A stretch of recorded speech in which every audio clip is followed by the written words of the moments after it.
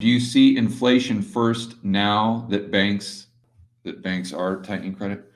I think you've got to back up a couple more steps, and you're seeing it correctly from this, or you're thinking through the problem correctly from the standpoint of banks traditionally create the majority of the money supply. And therefore, if they're creating that money supply slower, or if more loans are being paid off than are being created, then that's a contraction of the money supply. But now we have an additional component of QE and the Fed monetizing the debt. So they're creating bank reserves to buy those treasuries from the auction. Now, of course, they've got the primary dealers, so there's this shell game.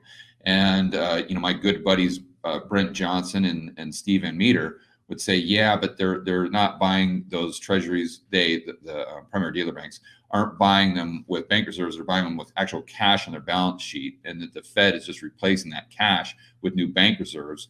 And the banks really can't spend that cash back into the economy because now it's been replaced with bank reserves that don't have the utility that cash in the balance sheet does.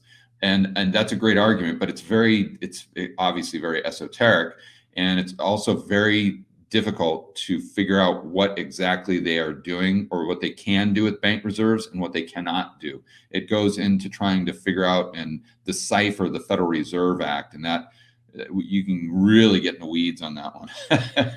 I've done it myself. So I think it's regardless of whether they're using bank reserves to buy treasuries, I think if we focus more so on the deposits in the commercial banking system, because that's at the end of the day what's going to be chasing those goods and services with velocity. Or even if the Fed is taking cash out of the system that's on the bank's balance sheet, that cash really wasn't moving with a lot of velocity throughout the economy anyway.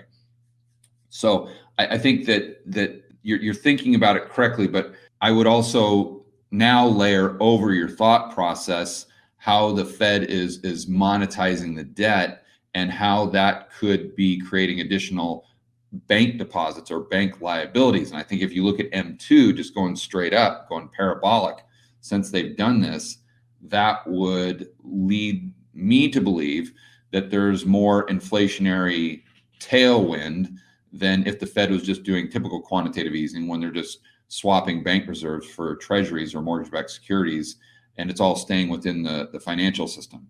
And again, if you guys, I'd really encourage you to watch the recent videos I've done on money printing. They all have the same thumbnail because they're all in kind of the same, it's basically the same video that I just cut down to bite-sized chunks and based on topics. So I discuss it extensively there with the whiteboard. So I really encourage you to do that. But to really give you a concise answer, I think even though the banks are tightening, we still could see inflation because M2 now can grow at a very rapid rate even without the banks lending due to the Fed monetizing the debt.